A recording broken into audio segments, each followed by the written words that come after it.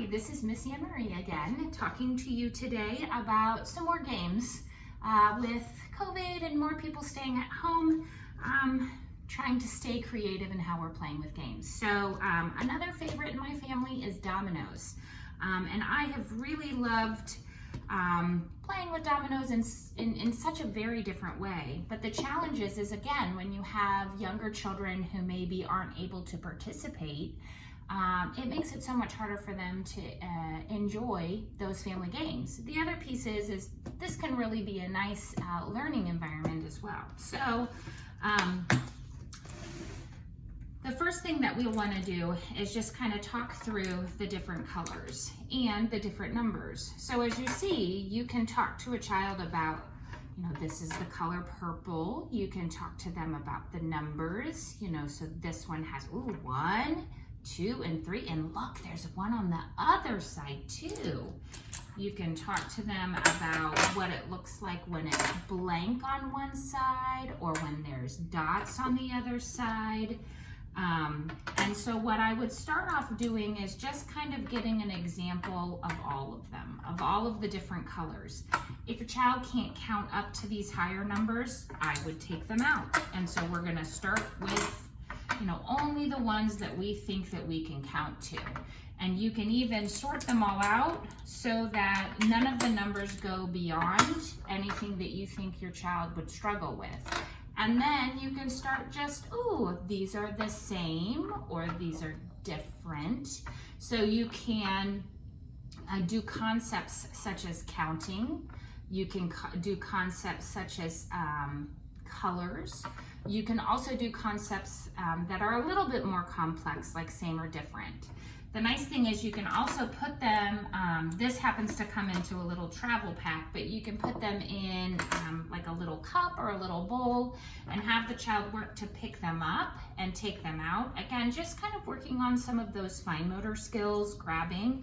You can also put them out and say, can you give me the yellow one? And see if they're able to pick it up off of here and give this to you. I grew up kind of playing with dominoes where you're able to kind of, this table isn't a good example because it isn't fully flat, but put them up so then you can knock them down. The challenge that you can sometimes have with that is that tends to be super fun.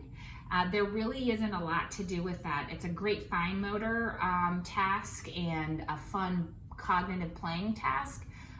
The challenge is once they can knock them all down, then you're kind of losing your ability to work from a cognitive standpoint. So that might be the surprise at the end, is that we're going to stack them all up and we're going to do that.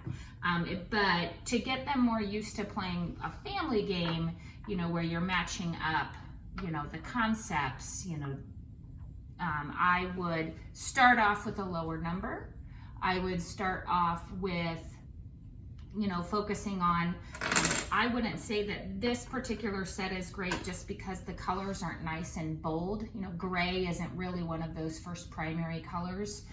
So looking for a set that's a little bit more bold in that. But also, talking with a child and having them just get used to it. Because if they see it in this setting, they can, as they grow older and they're cognitively more able to play a game in a setting, you're just preparing them to be part of that family structure.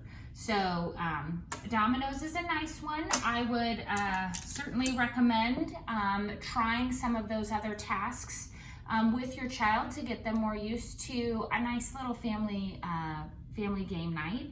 I hope this is helping. As a reminder, this is not meant as a substitute for therapy.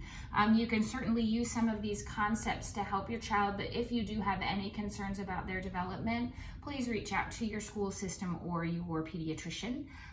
If you have any suggestions, any things that you would like to focus on, I have been a little bit more focused on our older kiddos just because game time, but if you'd like for me to show some things that you can do with littles, just reach out and send me a note.